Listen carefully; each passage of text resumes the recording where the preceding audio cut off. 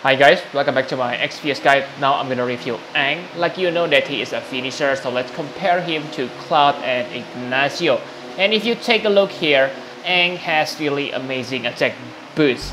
He gets 200% attack boost, while Cloud and Ignacio, Cloud only 180% and Ignacio only 130%. For Ignacio, it is understandable because he hasn't got his awakening, but for Cloud, Aang really good. But the bad thing about Aang is his health is kind of low. He only get 30% health boost, while Cloud and Ignacio are way better than that. But luckily, Aang has a chance to ignore fatal damage when his health is above 10%, so it is quite good, which make him quite hard to kill from, especially against preemptive attack. For elements resist, he has poison, blind, paralyzed, confused, and petrified. So those almost complete. Okay, you want go berserk killing your other members. Okay, and for other offensive, he has 150% true double hand, which is the standard this day. It is same like Cloud, but because Cloud equipped his trust measure, that means Cloud has 250%, which is super amazing. For Aang, you need to search for other source, okay? And one thing that makes Aang really good is because he has 50% bird and dragon killer and 75% insect and beast killer. And remember, if you equip his trust measure, that means you have 100% bird and dragon killer, which is insane, will double your damage. Especially if you equip him with Gilgamesh, then he will deal lots of damage. On 7 stars, his trust ability gives him another 50% true double hand, which is always welcome. Okay, like I said, he gets 150%. And maybe the most important thing from the trust ability is the 30% LB damage increase. So this will make him into one of the best LB finisher on this game. And other than that, simply damage modifier boost, and that's it. Only 10% MP regen per turn. He has a passive which activate when you pair him with Yan. But if you already have 7-star healer, then I doubt you still use Yan at this point of the game. But it is always nice to have something extra if you still use Yan, especially the charm resist will make him really good. Okay, so enough about stats. Now let's talk about his abilities. Okay, so for abilities, first thing to notice here is he able to dual cast all of his arrow abilities, but not his shot. He has insect, dragon, beast, and bird arrow, which deal 4 times damage and will add 75% killer to his attack. That means he has 175% dragon and bird killer. Whoa! And 150% insect and beast killer. Also, whoa!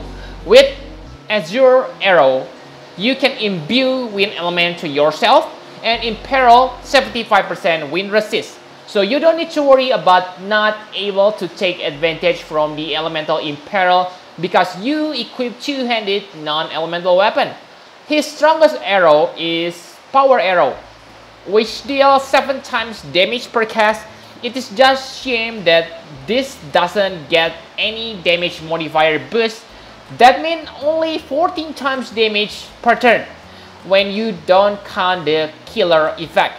This may seem slow, but don't worry because he has shot abilities.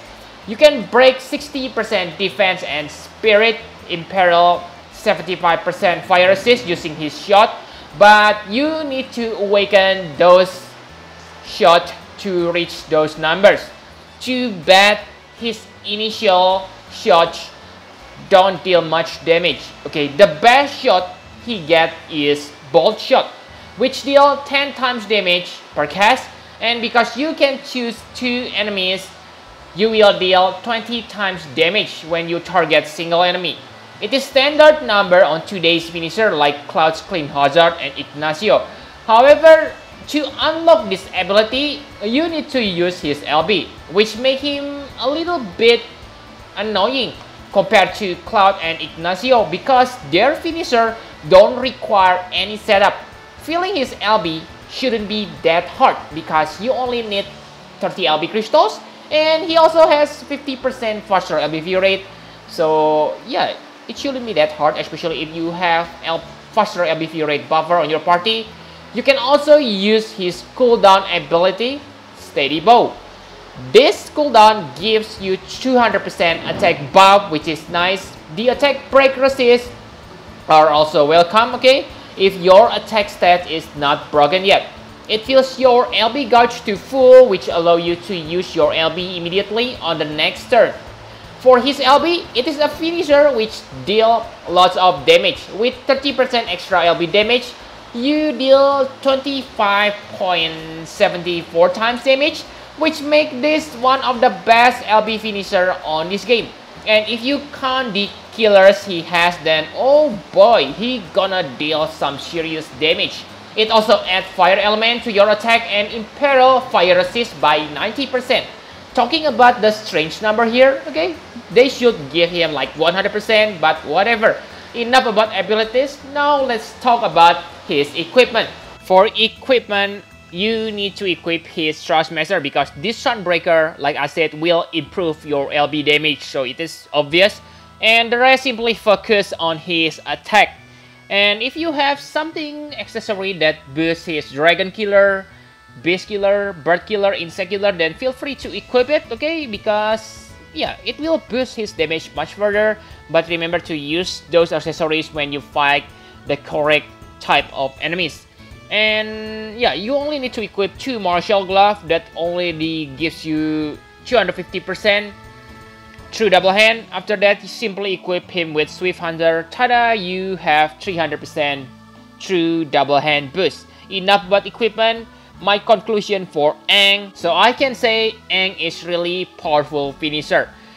Against normal enemies, I can say that he is on par with Cloud, okay, which deal 20 times damage per turn. Maybe I guess Cloud is better on against general enemies because he can use 20 times damage constantly, unlike Aang, who need to use his LB first to unlock his bolt shot.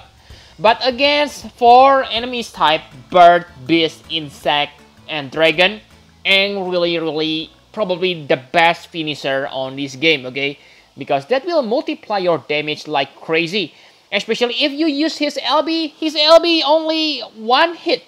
Okay, so it is really easy to multiply, take advantage from the chain effect, okay, to get that 300% damage boost.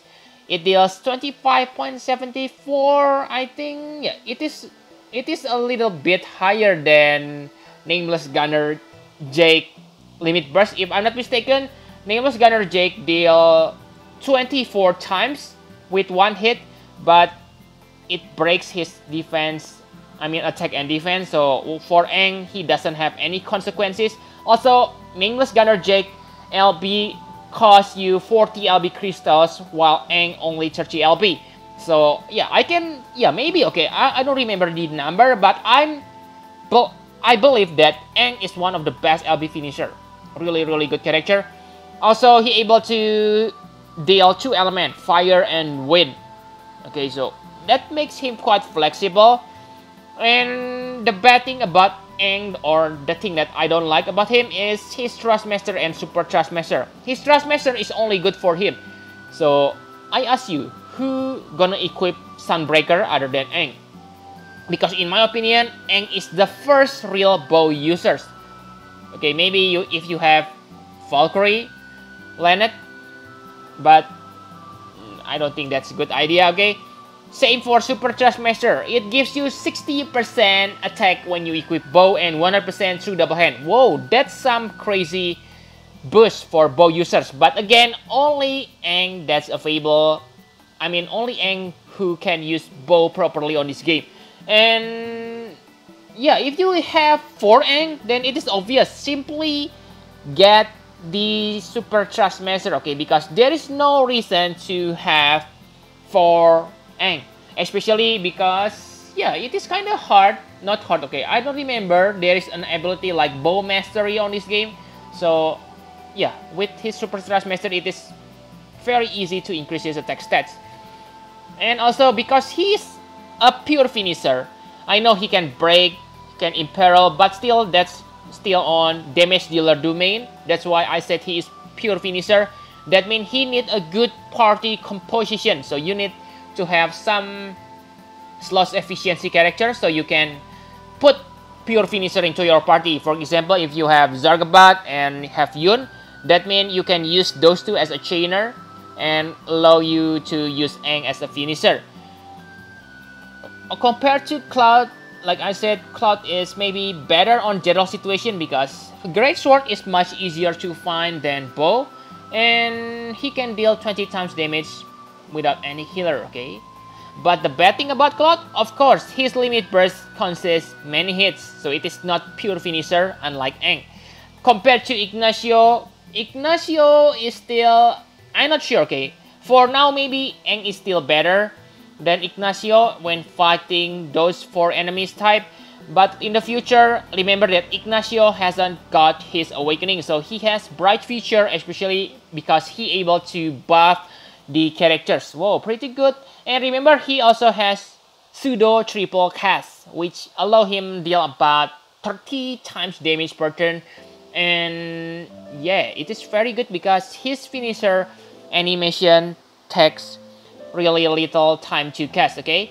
Bad thing about Ignacio, of course, he doesn't have killer abilities. So I think that's all you need to know about Aang, okay? The first bow user. So yep, thank you very much for watching. Please hit the like button and subscribe to my channel for more Final Fantasy Brave Exvius guide. Bye bye guys!